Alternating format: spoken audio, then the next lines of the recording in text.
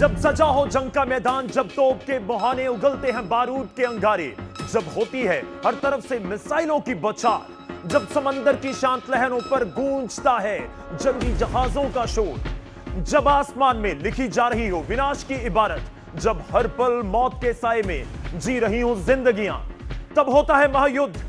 और इस जंग का संपूर्ण विश्लेषण करेंगे कमांड सेंटर में। बात होगी जंग की इनसाइड स्टोरी की, जिक्र होगा तबाही मचाने वाले हथियारों का। नमस्कार, जय हिंद दोस्तों, गौरव शुक्ला मैं हूं आपके साथ। जय हिंद दोस्तों, मैं हूं मेजर गौरव आर्या। कमांड सेंटर में आपका बहुत बहुत स्वागत है। बहुत बहुत स्वागत है मेजर गौरव आर्या कमांड सेंटर में। जी,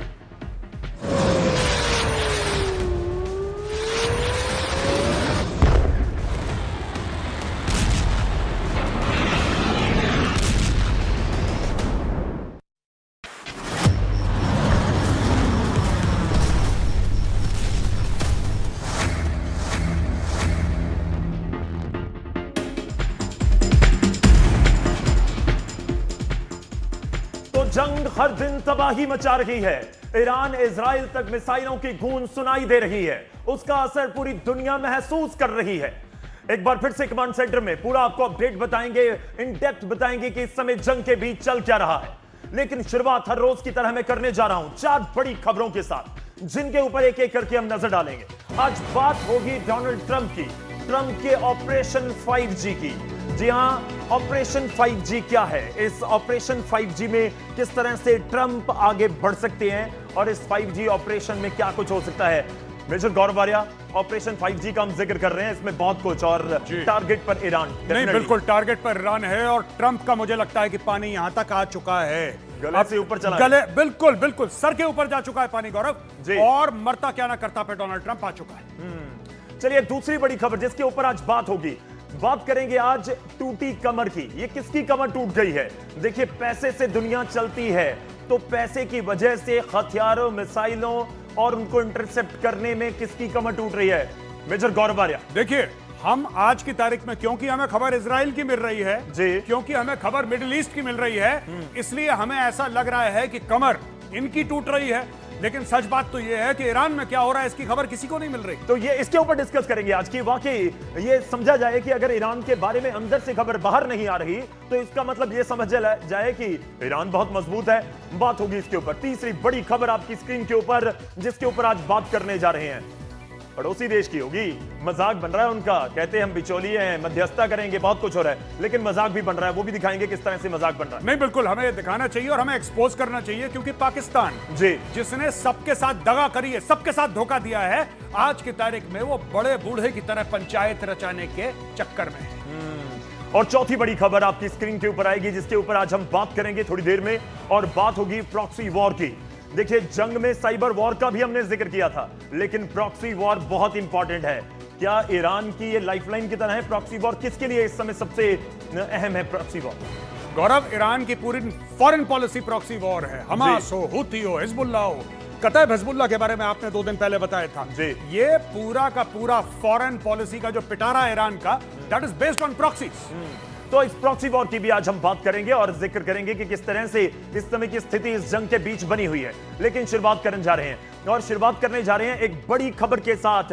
ट्रंप ने अपना मिशन तेहरान को एक्टिव कर दिया है। जी, ईरान को लेकर उनके तेवर इतने अटैकिंग हो चुके हैं कि अब वो ईरान के उन ठिकानों को कब्जाने के लिए तैयार हो गए हैं जिसे ईरान की लाइफलाइन कहा जाता है। बड़ी खबर इस समय यह है कि ट्रंप ने ईरान के ऑयल डिपो और वहां के सबसे बड़े ऑयल हब खार्ग आइलैंड पर कब्जा करने की मंशा बनाई है।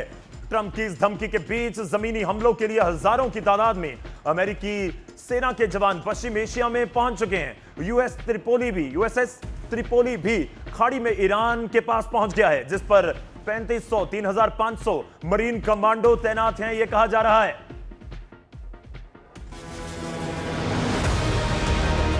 ईरान पर वॉर, ट्रंप का फाइनल प्रहार। ईरान के खिलाफ अमेरिका की बड़ी घेरेबंदी। समंदर में उतरे 3500 मरीन कमांडो।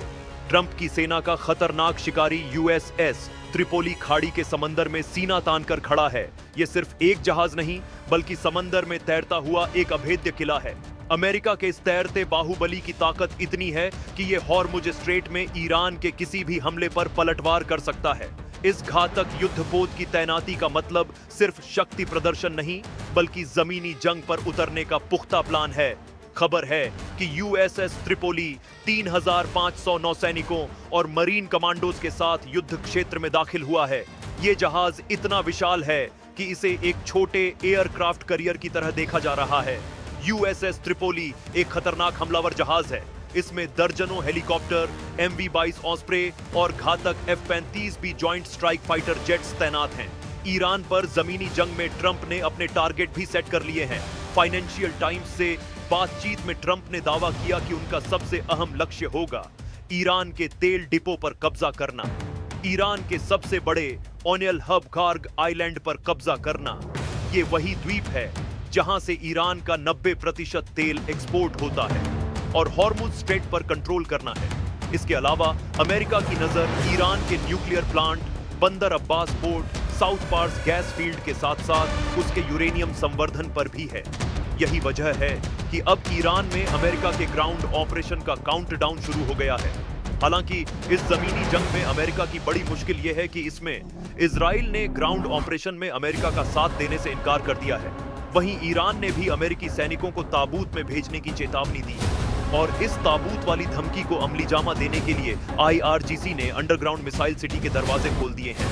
सवाल यह है कि ट्रंप का मिशन तेहरान क्या वाकई ईरान को घुटनों पर ला देगा, या खाड़ी का यह समंदर दुनिया को तीसरे विश्व युद्ध की आग में झोंक देगा।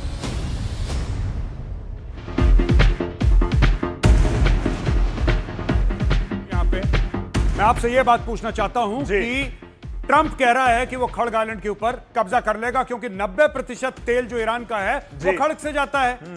क्या ईरान वैसे नहीं लड़ेगा जैसे 90% तेल खड़ग से जाता है? वो भी तो जान लगा देगा अपने।